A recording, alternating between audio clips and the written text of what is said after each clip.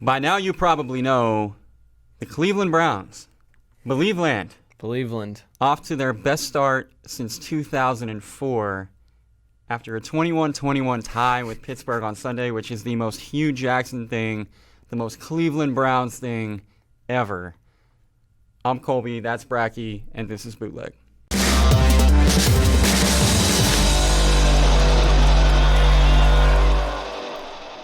On today's show, we will take a look back at the week in college football as well as the first week of the NFL season. We're also going to look ahead to week 3 of the college football season. We'll talk some NFL, talk some fantasy like we do. And last week, my producer Efren informed me that the show was one big run-on sentence. So this week, we have segments. So we'll actually do some of that. But Bratke, do you remember the Hitch quote I gave you last week? I don't. Sad. You can't know where you're going unless you know where you've been. And this time, I remember now. We were in Shreveport. We were. Lovely Shreveport. The battle on the border. During a tropical depression, I learned today. Was that what it was? That's what they said. I was depressed. It wasn't tropical.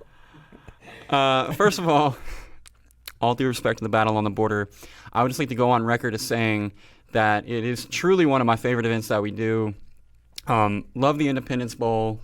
Love it more when the bathrooms are working and the elevator works. But nonetheless, love the Independence Bowl. It's a great venue for high school football. And they do a really good job of getting an excellent collection of talent, good teams in there every year. Last year, we loved the teams that we were able to cover, the players we were able to cover. And this year really was more of the same. I guess I could do a quick recap before we dive into it. I did make a list because I'm a list guy. JT Curtis won his 400,000th football game. It is unreal. Like when you open up the press guide they give you, and you just see like 564 and like 4, and it is like, how many years did it take him to get 500 wins in high school football? Well, he's 71. Okay. So he's been coaching for 50 years. So divide that, and that I don't know. He looks good for 71. He looks better at 71 than I look at 31. He's moving up and down the sidelines. I spent most of that game on their sideline, and he's moving. Yeah. JT Curtis is a man. It was actually his 571st victory, most among active high school coaches. He's, I think we said, 3 to 4 years away from the all-time record regardless. John Curtis Christian knocked off Bishop Lynch. I'm going to be in so much trouble. Don't mess it up. They're the Friars. To be clear, the Bishop Lynch Friars. My wife is an alum, so I have nothing but respect for the Bishop Lynch Friars. Absolutely. A team that went undefeated last year before they lost to St. Pius X. Not to be confused with St. Pius X, which is not a thing. Right. So shout out to JT Curtis for his 4 millionth win, and shout out to the Friars for playing their hearts out, played a great game. It looked like they were going to get run out of the building early. You know, it's 21-0. John Curtis is going in for another touchdown. And then Play Wyatt, who stood out the whole game. Your boy. Yeah, he was awesome. 3-star safety. He's got a few offers, but maybe he'll get some more offers after this game. He goes 100 yards. Yeah, they called it 99 at the game, though. And I'm never going to understand how they got... Yeah. Are you not allowed to call it 100? I don't know. He picked the ball up in the end zone. The ball was in the end zone. He was in the end zone. Yeah. It's 100 yards. I believe it was 100 yards as well. So, Play Wyatt. I don't know why they don't play him on offense. Right. Because I feel like he was the best athlete in that game, and he actually had more yards off punt returns than any player except for one wide receiver. He had 33 punt return yards, which is not a lot, but 33 yards. They had a wide receiver with 36 yards. He's the only player on the offense, the only skill player on the offense with more yardage than Play Wyatt on punt returns alone. And if you figure in the 100-yard fumble return, you need to get him the ball more. He was balling. His name's Play for a reason. Definitely. PLAE. That's correct. Yeah. McGill Tulane lost to West Monroe. This one's going to have you real fired up, though, so let's come back to it. Okay. North Little Rock ran all over what was a pretty good Evangel defense. Yeah. Your boy in the middle of that Evangel defense, whose name escapes me, and based on the look on your face, I think it probably escapes you too. Yeah, it does. Anyway, he's really good. And, North Little Rock, we all know about Oscar Adaway, but Tyler Day I can't imagine he's had a better game than that in his high school career. Well over 100 yards rushing, 3 touchdowns. Tried to interview him after the game, and he's like the most humble person on earth. It's like annoying. I had to like brag on him for him because he wouldn't do it. But Tyler Day balled out, and North Little Rock was fun to watch. I'm not used to North Little Rock being good at football because back in my day, they were not. And Little Rock Central was like the Little Rock team that you were afraid of. So Bratke told me North Little Rock was... You were shocked. You were like, what are you talking about? I know. I didn't pay enough attention. I thought I was wrong for a minute. I know. Well, I guess they finished last year ranked 7th on Max Preps. I completely slept through that. I didn't know that at all. So, but they looked the part of the best team in Arkansas. And I'm glad that they did because the other team from Arkansas that I am used to being pretty good is Bentonville. And they got smacked by Alito. Alito's phenomenal. Super impressed with Alito. Playmakers all over the field. Really good defense. Ranked number 1, Texas 5A right now. And they should be. Jace McClellan has a really unique combination of strength and speed that you don't see a lot. I mean, you can look at his 24/7 profile and know he's good at football. Mm-hmm. But when you see him up close, Bentonville was putting 7 and 8 guys in the box on every play to try to take him away. And, I mean, I guess they did because he didn't rush for 100 yards, which for him is rare. But he had a very casual 88 at 5.5 yards a carry. I thought you kind of described it perfectly. He doesn't go down. Like the first guy, you either makes a miss or he bounces off. Runs through him, yeah. The first tackler never tackles him. Yeah. Which was bad news for Bentonville because the first tackler was hitting him usually at the line of scrimmage or, a yard or two downfield. They didn't have this stat at the game, but I would love to know what his yards after contact were. Because, I don't know, but I'm guessing 15 carries, probably 50 to 60 yards after contact would be my guess. Also opened the door for a monster game from my man Jake Bishop, quarterback in Alito. He was fun. Jake is a ball player. Yeah. He's vertically challenged a little bit, which I can relate to, and I think that's the only reason that he's not sitting here right now with 10 to 12 offers. He was really impressive. Yep. And him being impressive was also good news for JoJo Earl. Yes. JoJo's a sophomore. He does now have a 24/7 profile. They literally took his picture for that after the game. We saw it happening, and then we saw the profile later. But yeah, like 10 minutes later. So good job 24/7 getting that up in a hurry. JoJo Earl is not a big guy, but he is a guy that I expect to be a 3 or a 4-star prospect and a total game breaker. Yeah, really shifty guy. We saw him take a little screen pass to the house. We saw him just take the top off the defense and run by everybody and score a touchdown. Well, arguably his best play of the day, Bratke had on camera phenomenal camera work by you, and sadly it got flagged and called. Yeah, I hate officials because they ruined my great shots. That was like the 3rd time that weekend. I had like the best shot I ever had in the Evangel game get called back. So just keep your flags in your pockets, guys. Yeah, we're trying to make content out here, and you guys are messing it up for us. We're not there to watch you. Horn Lake, Mississippi, blew out Booker T. Washington, which I know Booker T. Washington, every year they're supposed to be really good. Every year they disappoint me. They just always seem really disorganized. They have a lot of talent, but the organization never seems to be there. They never got Daxiel involved. And Horn Lake defensively, unbelievable. And I think majority of that is because of Nakobe Dean. Absolutely. But, I mean, as a unit, I forget the stat. I should have actually prepared for this podcast a little better, and I would actually have this number. But I want to say it was like negative 31 rushing yards in the first half. That's for Booker unreal. T. Go ahead. No, they, like you said, Booker T has talent. They had Dax Hill out there a few times on offense, and they just had him run go routes. And obviously Horn Lake was keyed in on him and was not going to let that happen. And then you have 4-star wide receiver Jevian Hester, who touches the ball 1 time. Yeah, and I realize Dax is fast. Sure, I'd like to have him run by the corner and throw deep balls all night or all day too, but they didn't have time. Right, yeah, that's another thing too. Their quarterback was never actually going to finish a 5-step drop, so you're never actually going to be able to throw that deep ball. So it didn't matter how many times Hester and Hill were wide open behind corners, and they were a handful of times. You're not going to be able to get them the ball with that defensive front coming after you. Nakobe Dean is not the 15th best player in the country. You cannot make me believe it. There's not 14 guys better than him. I'm not going to list off players that are not better than him, but I've seen a good number of the top 15 just in the last couple of months, whether it be at the opening or wherever, and 14 of those guys are not better than Nakobe Dean. He may be the best high school linebacker I've ever seen. He literally did it in every aspect of the game. You know, from the first snap, he's the pursuit too that we saw. Mm-hmm. Hester was going to score on the one touch he had. Yeah. And Nakobe Dean trips him up. He gets a sack, and then out of nowhere, he decides to play Wildcat quarterback. Yeah. And houses it from 50 yards, scored another touchdown. That shot you did get. Yeah, I did. That one was perfect, right at me. I mean, just every aspect of the game, he was impressive. Yep. He was awesome. Raydarius Jones, the quarterback at Horn Lake, also looked a lot like a guy that should be a 4-star prospect. Yeah. No one knows where he's going to play in college. He's playing quarterback in Horn Lake. He's not playing defense at all, but he probably translates a little better as a defensive back in college. So I realize it's kind of a hard comp, but somebody with that type of athleticism, give him to me. I'll put him somewhere. Yeah, absolutely. So I think that he will get that 4-star before all is said and done, based on a couple of conversations I had. Sounded like he might have been getting bumped up. Yeah. Okay. Segment alert.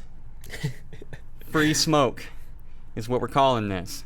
It's going to be the time that we dedicate to beefs that we have with assorted players. Speaking of beefs, did we want to weigh in on McGill Toolin real quick? That's where we're going. Oh, okay. Way ahead of you, Bratke. Sorry. Don't worry. Yeah, I knew you'd be so fired up about it that I dedicated a segment to what is about to happen. I thought this was Khalil Tate's segment. Nope, not the Khalil Tate yet, although I probably should direct a little ire at Kevin Sumlin as well. That's a tease. In due time. Yeah. In due time. So what was it, a minute to go? Up by 7. Second down. West Monroe has just used their last timeout. High school play clock is 25 seconds. High school referees are really, really bad at spotting the ball. It takes them a long time. Forever. Yeah. Even if they magically were awesome at it for 2 plays, you're only looking at like a 5 to 7 second differential between the play clock and the game clock on 4th down. So you might have to punt it, but even if you do have to punt it, just quick kick that thing out of there, and they're going to have maybe 1 play. Maybe. And, I mean, this is like if everything goes absolutely perfectly for West Monroe. All McGill Tulin had to do is take 3 knees. Take 3 knees. It's over. You and I were standing there behind the play, and we're talking about who we're going to interview from McGill Tulin. Yeah, Sheldon Lehman. Sorry, man. Yeah. I was coming for you. He had a great game. Yeah, he was very impressive. Memphis got a good one there. And we had just complimented the back, too, like not too long before that. We looked it up. He's got an offer from Southern Miss. And then the miracle on the border. Miracle on the border. Also known as the dumbest thing I've seen on a football field this year. Yes, don't even put the running back in that situation. They ran off tackle, too. Right. They run like ISO. Right. And just like, 3 yards cloud of dust. They tried to stretch it out. It was literally like the miracle at the Meadowlands, when Herm Edwards scooped that ball. Oh, yeah. It was like that. He gets stripped. That's a great reference from about 35 years ago. Thank you. I was alive for that. He gets stripped and then goes right into the arms of the defensive back. See ya. Right by us. And you knew, yes. And I was so pissed because I wasn't filming because take a knee. And I thought they were going to take a knee. I know. And so then it goes to overtime. And you knew what was going to happen in overtime. It was over. Right. That fumble return for a touchdown was the game-winning play. Yep. Overtime was just a technicality. Yep. Also, they played overtime on the West Monroe end of the field, where the West Monroe band did the most obnoxious thing I've ever heard a band do in my whole life. That's why I mentioned to Colby when we were at the Freedom Bowl that it is a rule in West Virginia. The band cannot play during plays. And that is exactly why. They just made noise. Whatever instrument they were playing, they just played it as loud as they could. It wasn't a song. They just blew into their trumpet or whatever. Yeah. That's why. Yeah. And I don't know if it affected McGill Tulin. Well, it couldn't have helped him. No, absolutely not. I mean, no, absolutely not.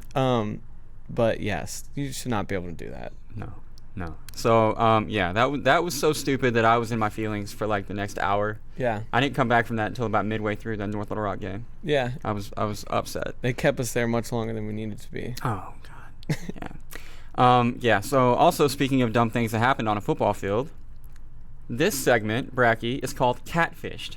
Okay. Catfished is a player or a coach that we thought we knew what they were. Yes. but they aren't who we thought they were, and we're not going to let them off the hook. We should not let them off the hook. We're not going to ever, and this week is no exception. Brought to you by Denny Green. Arizona. I'm not even going to say Khalil Tate because I don't know. I haven't seen Khalil Tate this year. If anybody's seen him, let him know that Arizona has another game, I think, on Saturday. But what are they doing? He's questionable for that game, so he could be gone. It might not be him. Right, the ankle injury, which I will mention. I don't know what Arizona's doing offensively. It's really frustrating to watch because they have a transcendent college talent in Khalil Tate. Is Khalil Tate an NFL quarterback? Probably not. Is Khalil Tate a pocket passer that should throw 45 times against Houston? No. Khalil Tate carried the ball 7 times for 8 yards on exactly 3 designed quarterback runs against Houston 1 week after Kevin Sumlin admitted his error in trying to run whatever offense that he and Noel Mazzoni are trying to run with this guy. The blueprint's already there. Rich Rod already showed you how to succeed with this guy, and they're trying to reinvent the wheel. I don't get it. And offensively, there's inept. Speaking of the ankle, Sumlin said post-game that the ankle injury was the reason they went away from the game plan they had originally. Mm-hmm.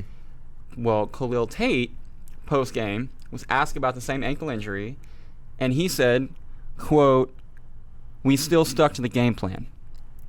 So they either did or they didn't stick to the game plan. I would tend to believe that Khalil Tate would know whether or not he was going to be used for designed QB runs throughout the game.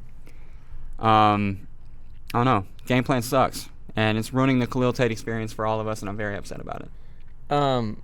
When this job was open, when they were looking who they should hire, Ken Niumatalolo, was like the leading candidate. Uh-huh. And Khalil tweeted, "I didn't come to Arizona to run the triple option." Maybe you should have run the triple option. Maybe you should have run the triple option because it allows you to run. Yeah. And does what you're really good at. Yeah.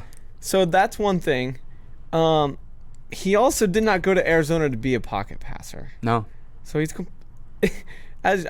and he shouldn't be doing this in the first place. Like you said, Kevin Sumlin should not be trying to reinvent the wheel with Khalil Tate.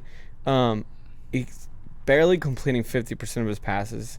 He has 1 touchdown, 2 interceptions, and like you said, through 2 games has attempted 79 passes. Oh my God. 79! And he only has 22 rushing yards on 15 attempts. I would be surprised, and I have no idea, but I would be surprised if there was more than 1 3-game stretch last year where he attempted that many passes. Yeah. It makes no sense. You know how many rushing yards he had in his first 2 starts last year? Tell me. 578. Mm-hmm. And how many does he have this year? 22. That seems suboptimal. Yeah.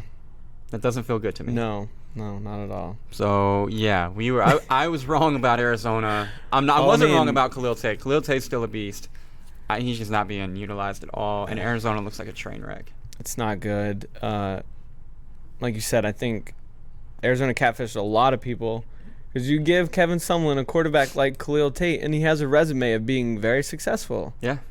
And there's talent on that Arizona team, and they were down like 31-0 to Houston. Early.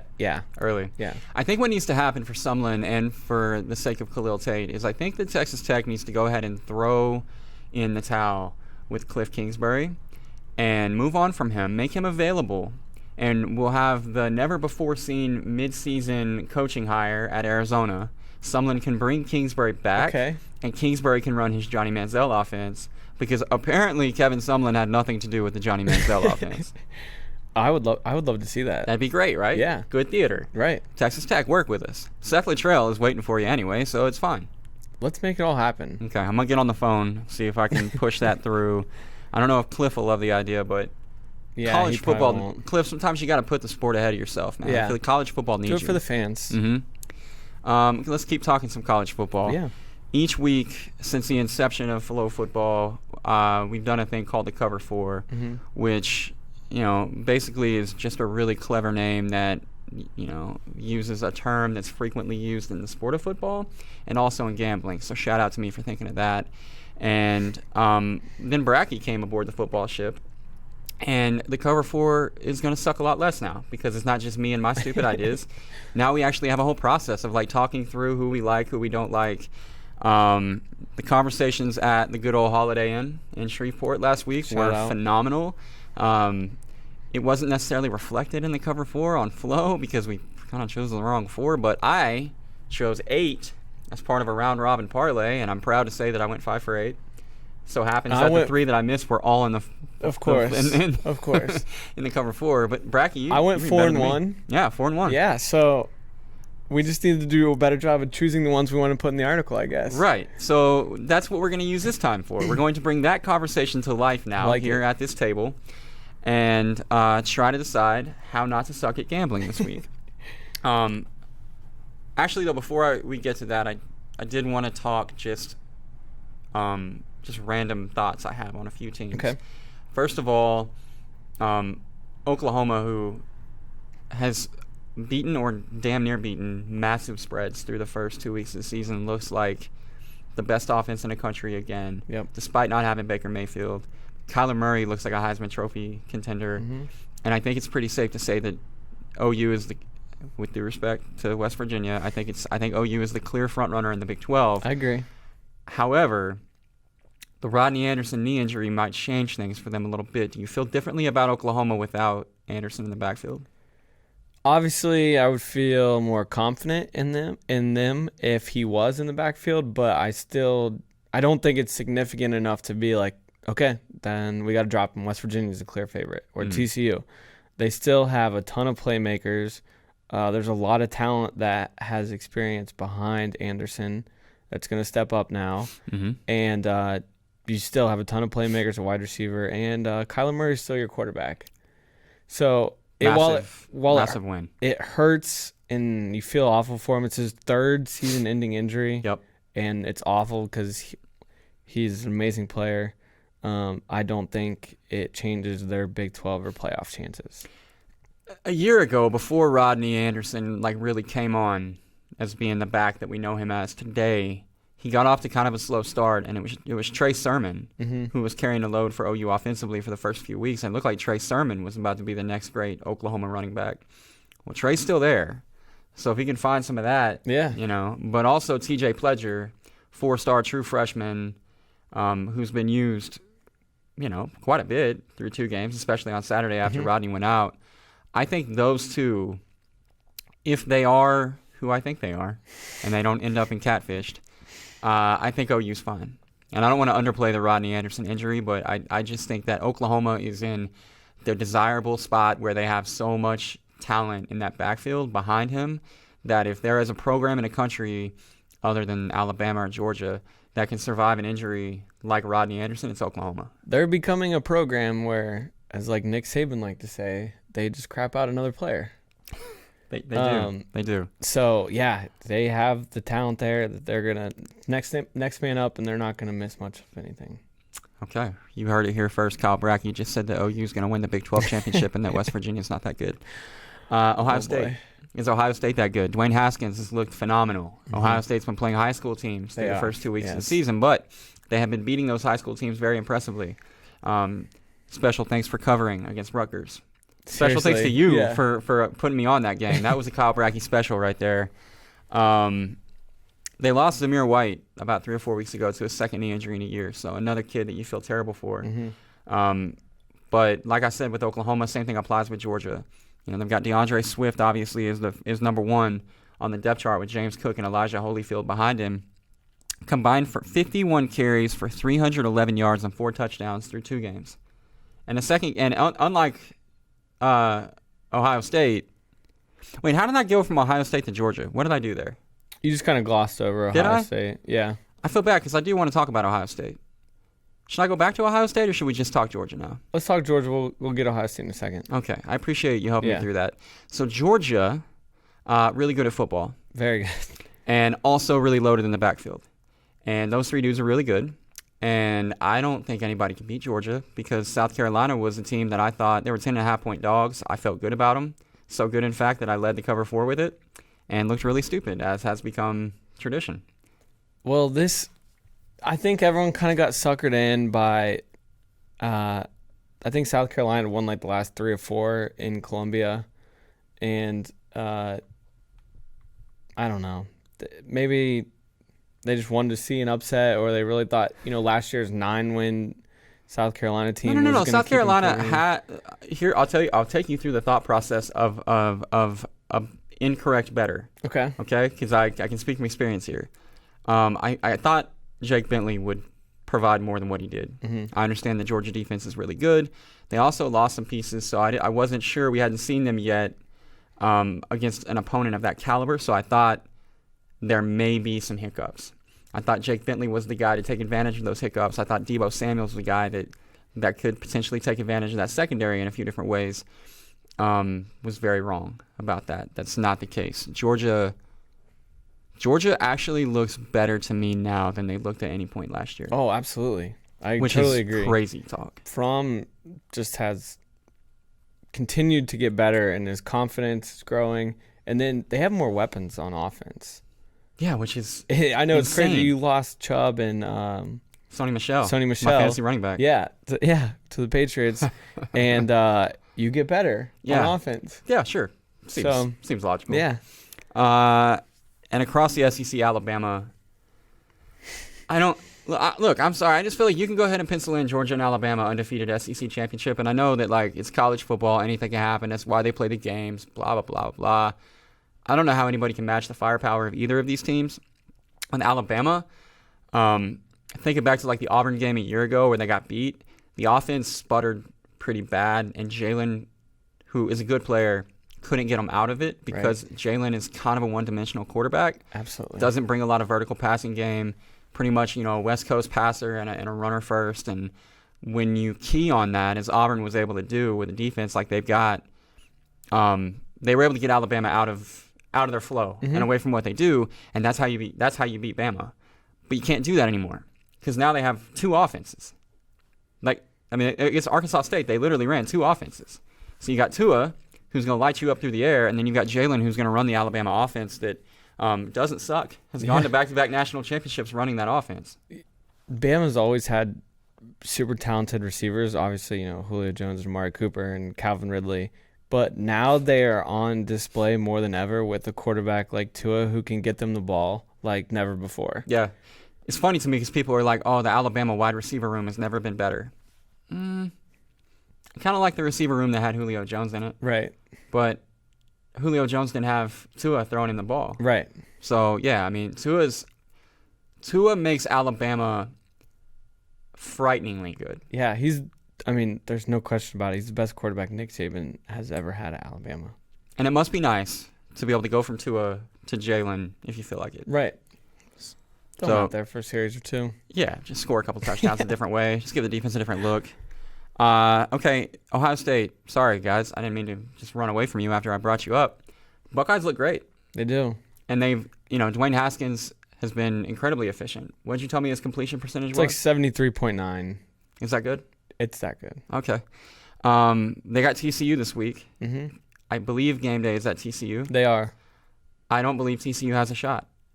And I told you that, and you disagreed with me earlier in the week, but I think you've come around. I did, yeah. When we were in the car ride back, I was like, I don't know. Gary Patterson, he always has really good defenses.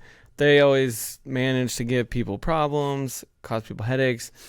Dwayne Haskins is a better passer than JT Barrett ever was. Shots fired. And I know a lot of Ohio State fans that watched that national championship game when Saban put Tua in and was like, why have we not done this with Haskins? Yeah. Because he is better than JT Barrett. And that's showing these first couple games. Because last year Ohio State couldn't throw the ball vertically. And this year, in 2 games, Haskins has 8 touchdowns and is obviously completing a ridiculous amount of his passes. And also you factor in TCU starting a freshman quarterback who has beaten SMU and somebody other, Southern or someone like that. I don't know. Week 1. And they struggled with SMU early. Yeah, they were losing at halftime, I'm pretty sure. And that defensive line is a terror, led by Nick Bosa. Mm-hmm. Bosa might be the best player in the country. He could be. Yeah, he's up there with Ed Oliver. Yeah. I mean, no disrespect to Ed, right, or anybody else in college football. Nick Bosa is like a better version of Joey. Yeah. So this one to me is like, now that I'm like looking at it more and thinking about it more, it's one that is close to like halftime. Maybe it's like a 14-10 game at halftime or something like that. Then kind of gets out of hand. We didn't even talk about Ohio State's running backs and J.K. Dobbins and Mike Weber. Please do. Well, yeah, there I mentioned them. That's no, talking running they are backs. extremely good and can beat you if they need to. If Haskins is struggling. Mm-hmm. This one feels like one that gets out of hand in the second half. The only program in the country that I can think of, and this includes Clemson, that has the firepower equivalent to what Oklahoma, Alabama, and Georgia have is Ohio State in terms of skill players. Yeah. And I mean, look, Clemson's awesome, but Ohio State skill players are on another level. Right. And, you know, they too seem to, what'd you say, crap out? Yeah, crap out a new player, yeah. Was that what Saban actually said, or did he say the shit word? No, he said the shit word. God, Nick, come on, man. I didn't know if I was allowed to curse on this podcast. Yeah, bootleg's pretty free speaking, Okay. man. We just kind of do what we want. The other podcast I'm on really frowns upon that. Okay, well, this is a new show for you, Bratke, so let your hair down. Let's on that note, let's actually hop into the cover 4. Let's do it. I need you to channel your inner Shreveport Holiday Inn I-60 hotel. Help the people make some money this week. All right. First, help me make some money this week. First game up that we have on the list here is KU giving 3. I know, it's weird. Kansas is giving points. At home against Rutgers. Yes. And Rutgers is really bad. They're terrible. But you love KU. Why? A guy named Puka Williams. He did. I don't Great know. name, by the way. Yeah, great name. I don't know why he didn't play against Nichols the first week. But then he played last week, and Central Michigan had no answer for him. And then I did some more research on him. He had like 130 yards, 2 touchdowns. But he is a 4-star recruit from New Orleans, who had offers from LSU and Nebraska and a bunch of other schools, Mississippi State, TCU, Arkansas, UCLA. Why did he go to Kansas? I don't know. Maybe he just likes the Plains. Maybe, I don't know. Maybe he loves college basketball. That has to be it. You know? Off season, he wanted some stuff to do. Maybe, but that is not actual stuff, just other sports to watch because right. there's nothing to do in Lawrence. Right. But you can go to basketball games all day. Yeah, he wanted to get free tickets to basketball games. That he's the reason. I don't see Rutgers having an answer for that. First road win since 2009. Shout out Kansas. Yeah. Let's keep it rolling. I agree. Kansas with a winning record, getting 3 points at home. Rock chalk. Yeah, let's go. All right, next one up is Auburn giving 9.5 points to LSU. And I immediately told you this, and this game terrifies me. I'm still scared. Yeah. But you had a great stat. Yeah. So the last 5 ranked opponents that have gone into Jordan-Hare have lost by an average of 26 points. That includes Alabama and Georgia last year. 26 is a lot more than 9.5. That is. While LSU blew out Miami, it was kind of a weird game. A lot of it had to do with turnovers. Mm-hmm. The LSU offense didn't do too much. I love Joe Burrow, but he's been a game manager, honestly. The first 2 games, Southeastern Louisiana, they didn't light up the scoreboard last week. And they're going to struggle to score against Auburn, and I'll take Auburn's offense over LSU's. Okay. I don't know about it. We'll see. We'll have to talk some more about this. I know. We're going to have to go off camera. If I just sound confident about it, the people feel free to say it emphatically. Yeah, people that's will right. Believe you. Okay. Feel free to rebut my point. No, Auburn minus 9.5, free money. Colorado State is getting 20 at Florida, and you love Colorado State. Yeah, apparently I'm a big Colorado State guy now. We talked about these bets at the Holiday Inn, like you mentioned on Friday. Wait, where were we? Holiday Inn, chilling with some of our friends. Holiday Inn should sponsor the show as much as we've now mentioned them in the last 4 minutes. We had our conversation. Colby wrote the article, and then I was just doing more reading because we had time to kill. And I read about Colorado State, Arkansas, and how Arkansas' secondary was not very good, and that Colorado State was going to try to throw the ball all over the place, which KJ Carr-Samuels then did. Mm-hmm. And they were getting 14 points. They cover that.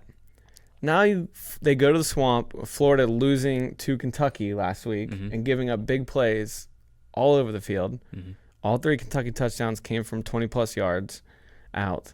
And KJ Carter-Samuel's thrown for 1,100 yards, 8 touchdowns, getting 20 points. Let's ride. Okay. KJ. Free money. Colorado State. Yeah, getting 20. Right. Just keep picking Colorado State against the SEC. That's the recipe for success here. Duke is getting 6 at Baylor. Yeah, this one, if Duke's quarterback Daniel Jones is healthy, Duke's the favorite. Mm-hmm. He's not. His clavicle is broken, which is not good. Right. But there's good more. news. Okay, here it comes. Quentin Harris-Back has played in like 15 games in his career. He's been pretty good. The Duke rushing D is really good. And at games against Army and Northwestern, they only gave up 260 rushing yards, which is very good against those teams. Baylor will struggle to run the ball. And Duke will try to make Charlie Brewer beat him with his arm. And I don't know if they'll win, but they're going to keep this within 6. Okay. This one I like. Army was good to me last week, and they are -6.5 at home against Hawaii, who I like, by the way. I like Hawaii a lot, but it's unreal travel for Hawaii, coming all the way from the Big Island to West Point, New York. Yeah. You told me, look, we saw a football game being played at 1 o'clock in the morning last week. We did. But this game is going to be played at 3 a.m. in terms of what Hawaii players their biological clock would tell them. Right. It's a noon kickoff in New York. So I mean, if Hawaii can come out and ball in this game, then we officially have to take Hawaii seriously. Yeah. Not that Army's a world beater, but if you can, Army's a good team. They have a good defense, and if you can beat them on the road, playing at 3 o'clock in the morning, more power to you. I just don't see it. I think Auburn. I think Hawaii comes out a little flat, rightfully so. I would come out flat too if I was playing at 3 a.m. Mm-hmm. And I don't know. I just don't like it you for Hawaii. only have a at week all. to prepare for that triple option too, Mm-hmm. and I don't know when they're leaving. They have to Today. I don't know. Right. Like, good. Yeah, I agree. It's a good pick. Smart pick. I've got Oklahoma giving 18 to Iowa State on this list because at some point I have to get on board with Oklahoma. Either okay. Last week they didn't cover; they only won by 28. The spread was 30, and they were up by 35. Yeah, late. I never believed that they would. The touchdown was very late. I didn't think that would be the case. It was. Kempt is banged up for Iowa State. They're not sure if he's going to play or not. And Iowa State was Oklahoma's only loss a year ago. So I feel like where normally when OU plays Ohio State, it's a problem of motivation.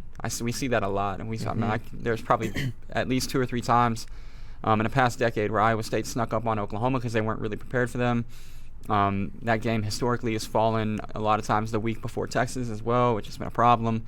But with this, the motivating factor of having lost to Iowa State a year ago, and the simple fact that this Oklahoma team is really, really good. Yes, I think that even at 18, it's one we have to consider. They might be one of those teams all year where just bet them, no matter how high the line is. I know last year with the Patriots, one of the guys who works at a casino in Vegas was like, we can't set the line high enough. People just keep betting the Patriots, no matter how high we put it. And this, Oklahoma could be that team this year.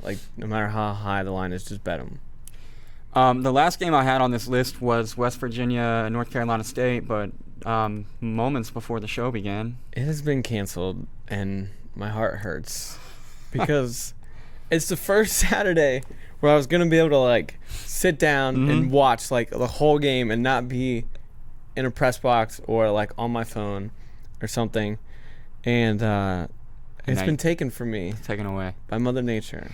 I think that you're lucky. You're not individually lucky, but the West Virginia fan base as a whole, and in particular your offense, and the Heisman Trophy hopes of your quarterback potentially are lucky. Yes, I agree, because they tried to play one of these games a couple years ago, right after a hurricane, with Notre Dame and NC State, and the final score was 3-0, and gross. NC State won, and they should not have played the game. It was just standing water everywhere, and it hurt Notre Dame moving forward. And yes, air raid offense of Dana Holgerson would probably not fare very well in a hurricane. It'd be tough. So It'd be tough. I am. If Will Greer can throw a ball through a hurricane, then he needs to win the Heisman Trophy right now. Give it to him right now. Season. Okay, so I'm going to go off script then, and I'm going to add one in place of West Virginia. I like it. We talked about it right before we started the show, and that's Boise State getting 2.5 on the road at Stillwater against Oklahoma State. Yeah. I think we both like Boise State. Yes, I do. What is it about Boise in particular in a road environment that makes you comfortable with that spread? Well, the quarterback helps, Brett Ripon. He's a 3-year starter now. He's been there. He's done that. And I don't know. They just have that pedigree. They do that time and time again. They go into these hostile environments. It started with Chris Peterson, and even before him. But they, I don't know. And it's an Oklahoma State team that, who have they played? They played like Missouri State and South Alabama. Give me Boise State, who's at least been on the road and played Troy.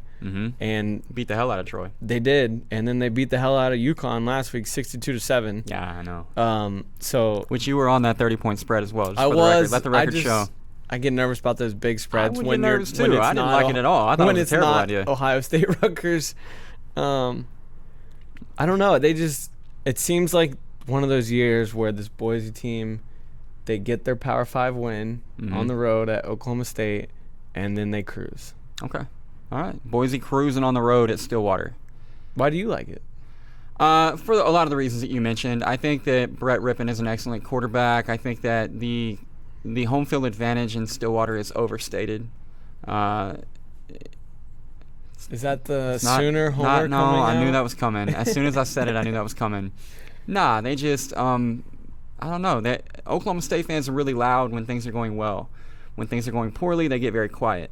I think Boise will be able to score on their defense early, and I think that can potentially take the crowd out of it. I also think the Boise State defense is underrated. And like you said, I don't think the Oklahoma State offense has really been forced to show us who they really are.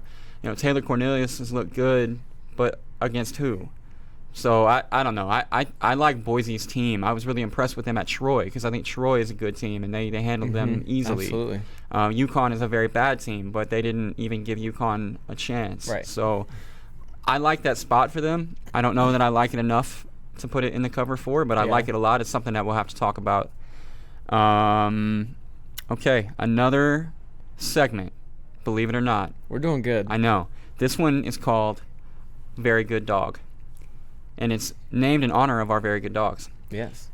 And I think right off the bat, I think you should go first. Because I like yours a lot. I like mine a lot too, but go ahead. So I don't know if you guys saw last week, but Florida State should have lost to Samford. Yeah. They gave up. I fell asleep. It was a little late for me, so I didn't see how it ended, but what I did see was pretty bad. They were losing with 5 minutes to go in the game. Well, first of all, Samford's quarterback threw 4 interceptions, all on Florida State's side of the 50. So just giving away points. But Samford's defense still had a chance to end it. It was 3rd and goal. Like 5 minutes ago, they're up by 4. They give up a touchdown with 2 minutes to go. So they have plenty of time. They start driving down the field. They get on Florida State's side, pick 6, ball game. That does not bode well for a Florida State team that is going to go up to the Carrier Dome. Carrier Dome magic, man. That's right. Weird stuff happens in the Carrier Dome. Yes. Clemson lost there last year. I recall. I believe the year before that, a top 15 Virginia Tech team went there and lost. It's a weird place to play a football game. I don't know. It's West Virginia used to have to go up there and play. And Eric Dungey's a baller. He is a baller. Syracuse quarterback can beat you with his legs on the ground. I don't know. They didn't have an answer for Samford. If Samford's quarterback just stopped throwing the ball to them, they would not have won. He was picking them apart when he wasn't making terrible decisions. So Eric, I don't see how they stop Eric Dungey. They're getting 3.5. I like them to win outright. There you go. It's your very good dog. Yeah. My very good dog is playing a program that is very near and dear to my heart. My very good dog for the week is North Texas. Does this hurt to do this? It would if I didn't love Mason Fine. Yeah. North Texas is getting 7.5 points at Arkansas. Arkansas can't stop the pass. KJ Carter-Samuels just threw for 389 yards against that secondary. Yeah. Mason Fine has thrown for nearly 900 yards and 7 touchdowns in 2 games. I love Mason Fine and Graham Harrell calling the plays against that Arkansas secondary. And I think North Texas is a program that people are still trying to catch up to. I think that they're already one of the top group of 5 programs in the country. They just aren't being seen that way yet. They don't have the outside perception that UCF or an FAU have. But personnel-wise, they have upgraded substantially in the last 2 years. Seth Luttrell has done a phenomenal job in that department, but also the way that he's coaching them up. Their defense has been fantastic. Their offense has been as good as you'll find among the group of 5. And the progression of Mason Fine from freshman year to now is pretty incredible to watch. He's put on a lot of size. His arm strength has increased. I actually talked to him in our hotel room in the Holiday Inn. And that's one of the things that he referenced was the fact that he's put on a lot of strength. He feels more confident making the difficult throws from one hash to the far sideline. And it's also in his backyard. Mason Fine is from Peggs, Oklahoma. He played at Locust Grove High School. That's an hour at most from Fayetteville. Arkansas didn't even almost recruit him. So there's a little bit of that chip on your shoulder thing, which the kid does really well. He maintains that chip on his shoulder, even though he's a really nice guy. Yeah. He's able to channel that frustration in a positive way, has so far throughout his career. So he's going to have, 35, 40 people, friends and family in the stands in Fayetteville playing in front of a program that he grew up watching. I think the motivation there for him is massive. Yeah. So even just beyond the X's and O's, I love that part of it. And, the best thing to come out of last week for Arkansas at Colorado State was that the Denver Post called them an SEC power, which is like the first time in a very long time that anyone has called Arkansas a power. They're not. They're not that. This team is personnel-wise very bad. And while I'm on the subject, I would like to take this time to step upon my soapbox and deliver a message to my fellow Arkansas natives. Arkansasiers? Yeah, that. This is not a Chad Morris thing. This is not Craddock. This is not the Chief. This is not a coaching situation here. This is a team that has the worst quarterback room in the Southeastern Conference. This is a team with a defense that was below average at best a year ago and lost pieces. They're not good.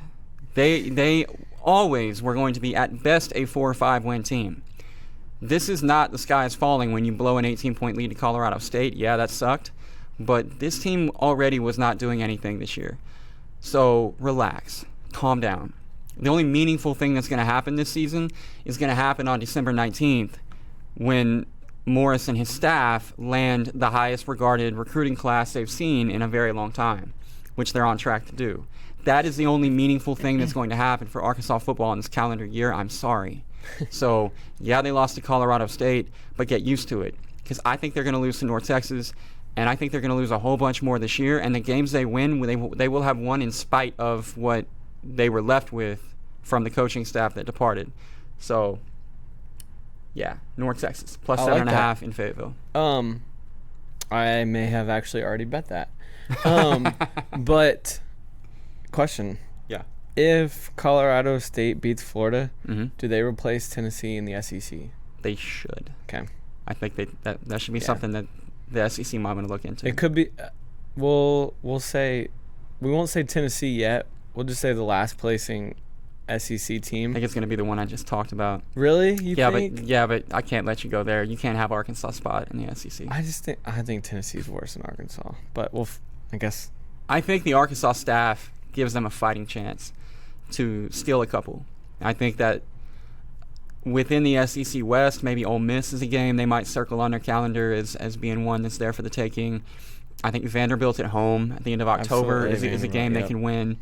Are they more talented than North Texas? Yeah, they are. But I just think for all the reasons I mentioned, the intangible kind of swagger that North Texas has going into Fayetteville. I don't know. I like North Texas in this one, but I don't. It's not the end of the world for Arkansas. No, I agree. Got to build. Okay. I don't have a clever name for this particular portion of the show, but we're going to talk about the NFL. Let's do it. And I don't really want to talk about the NFL, if I'm being totally honest. I really wanted to leave this part off because the Cowboys game on Sunday put me in a really shitty funk for like 2 full days. I guess, what am I now, like 37 hours removed from that game? It's not even 2 full days yet, I don't think. I'm still there. I'm still not. I'm in a dark place. I'm not even able to really talk about my Cowboys. I don't know what that was that I watched on Sunday, but I'm going to need Linehan to improve. I don't know any other way to put it. Like I don't know what they're doing offensively. I don't know how Zeke Elliott can only get 15 carries in an 8-point game. Nothing that I saw offensively made any sense at all.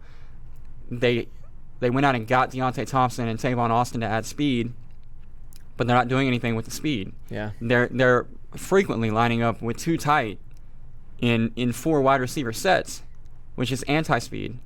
And Dak was really inaccurate on several different occasions, partially maybe because he's trying to throw the ball to Blake Jarwin instead of Deontay Thompson or Allen Hurns. I don't even know why they signed Allen Hurns. I don't even know where he was on Sunday. I don't know where Cole Beasley was, and Beasley ought to be the one that's like the security blanket for Dak. Usually he is, yeah. So I don't know. Nothing I saw offensively for them made any sense. The defense looked really good. So that's my glass half full take on the Cowboys is go defense. Also, what the heck? Why'd they cut Dan Bailey? I don't know. But it was so prophetic that Maher would whatever your name. Yeah. You got to make a field goal before I know how to that's right. pronounce your name. It was so prophetic that he would come out and miss a field goal. Mm-hmm. That Dan the man would have definitely drilled. Yeah.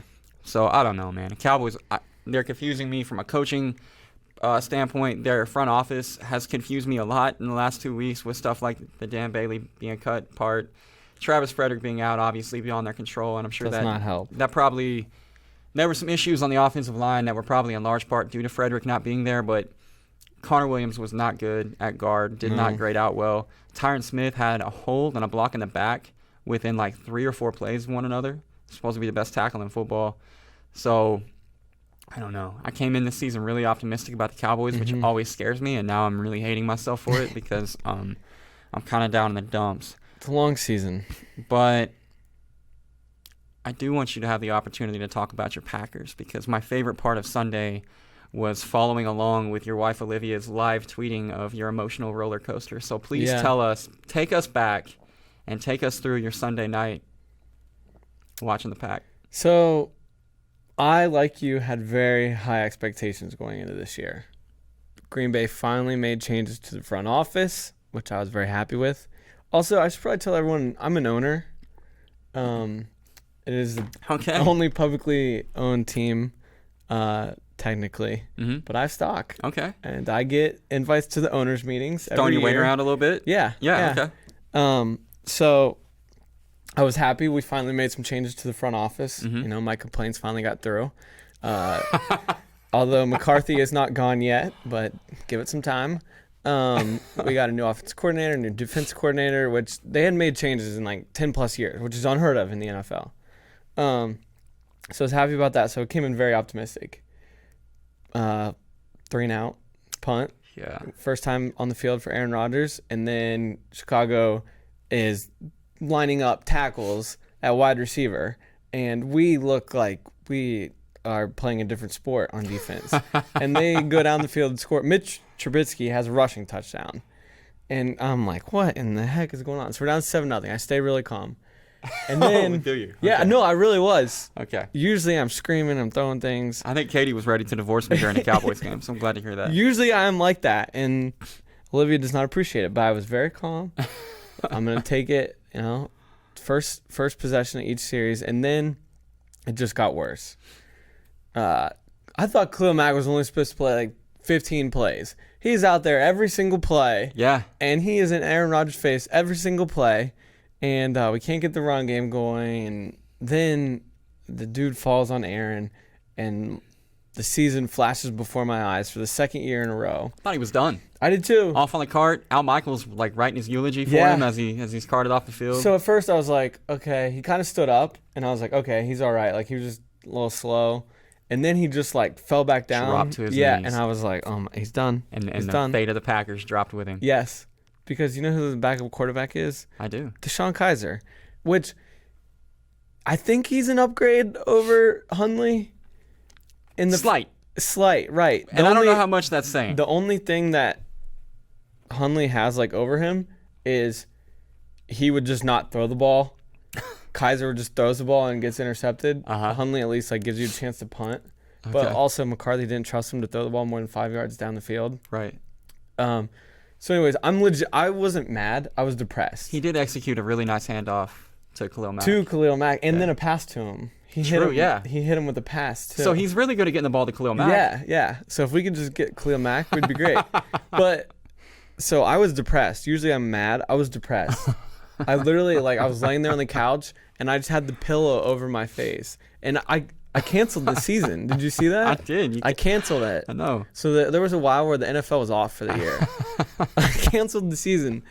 And then I hear, Colby tried to scare me too. He's like, dude, I don't want to be the one to break this to you, but I got tricked. He has partially torn ACL. It was a fake Ian Rappaport Twitter account. It got me. He got.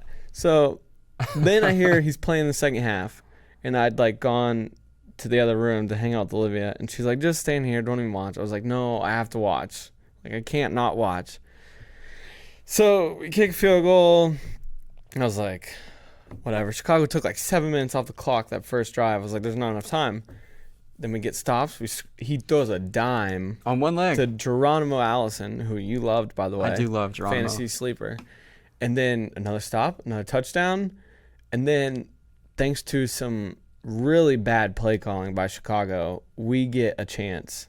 3rd and 1, we hadn't been able to stop them all game. And they throw the ball instead of running it when we didn't have any timeouts up. They took a page out of McGill Toolin's playbook. Because I was like, they're going to run it right here. They're going to run it right here. They're going to get the first down, and they're just going to take a knee. Yeah. And it's over. Yeah. And they try to throw the ball. So thank you, Matt Nagy, for outsmarting yourself, which gives Aaron Rodgers a chance. And he was. I knew it was over when he was laughing on the sidelines with McCarthy before he went out there down 6. And it's like, I mean, he did it to the Cowboys last year too. Oh, thanks for that. Sorry. Really? I'm sorry. I didn't mean it. But I just felt really confident. I didn't expect it to be a 75-yard touchdown pass. No, that was cool. It was very cool. It was very dramatic. Randall Cobb just weaving in and out of corners. Yeah, and I don't know if Randall knows this, but you were on him. I was. You were saying that the 18 better step it up. A lot of Packers fans were, and I think for a large portion of this offseason, I think a lot of people thought they were going to release him. And they ended up not. I wish they would have, because apparently we could use some yeah, help. Seriously. So thank God we didn't do that because he was 140 yards receiving. He was huge. Mm-hmm. And then all was right in the world, and football was back on. Back on. It's back on. So we're all very fortunate that the Packers won, so that we can actually watch football for the rest of the year. Yes, you're lucky. Okay. I was in a dark place like you were, and I would be in that mood that you are in if it was not for Aaron Rodgers being immortal. I don't know what you call him. He's incredible. He's a robot. Yeah. He's like the Terminator movie. He's a character from that. You can't. Right. He's the best passer in the league. I won't say quarterback because I respect Tom Brady very much. I respect Tom Brady too, but I think if Aaron Rodgers played in that New England offense for the stretch of time that Tom Brady has played in that New England offense, I think the narrative is different. There's many times where I'm very frustrated. I'm very flustered with the Packers offense because we don't open up enough. No, not at all. We had to. We literally had to. Bratke, listen, as losing an owner, 20-0. It's on you to make the moves needed to make that happen. I try. You got to voice your opinion in those board meetings. Literally thousands of other owners, but you just got to yell louder. I know. The only thing that saved me on Sunday, and it was a small thing, but the Chiefs were awesome. And I love that for a couple of reasons. First of all, Pat Mahomes is my fantasy quarterback. and I'm brilliant for drafting him. You are. So there's that. Again, another shout out to me. Also, I lived in Kansas City for 2 years. Mm-hmm. Grew up. It's a great shirt. Yeah, go Roos. Living in Kansas City for 2 years afforded me the opportunity to witness the Chiefs fan base live and in color. Mm-hmm. And they're the most miserable bunch of people that I've ever watched football with. Okay. They're all just drunk and angry, even in victory, and kind of insufferable, honestly. And so for them to have a team I don't think they could possibly complain about. It did my heart good because now I know that the pubs in Westport and Country Club Plaza and the Power and Light District are a far nicer place to be. And so for my Kansas City brethren, I was happy to see that. And, you know, I mean, my driver's license does still say that I live at 722 Ward Parkway in Kansas City. So I think that I have a license to cheer for the Chiefs. No, absolutely. In light of what's happening in Dallas. So that's what I'm going to do. I'm just going to really enjoy Mahomes to Tyreek Hill and hope that he'll maybe mix in a few passes to Sammy Watkins. You know how the Chiefs use Tyreek Hill? Yeah, every which way. Right. That is how the Cowboys should use Tavon Austin and how every coach in the NFL should have used Tavon Austin. It has been a crime how he has been handled. Oh, wow. I forgot about the Tavon West Virginia thing. Here we go. Yeah. It's ridiculous. They didn't let him return kicks in LA or St. Louis before they moved. Yeah. He muffed a few punts, though. That's how Farrell Cooper ended up with the job. He's also taken a few to the house, which has Farrell Cooper done that? Okay. But seriously, that is how you use someone with that kind of skill set. Did you see the little touch pass last night from Goff to Gurley? I did. That's a Dana Holgerson special. We were running that on Clemson. We were hanging 70 on them in 2012. Okay.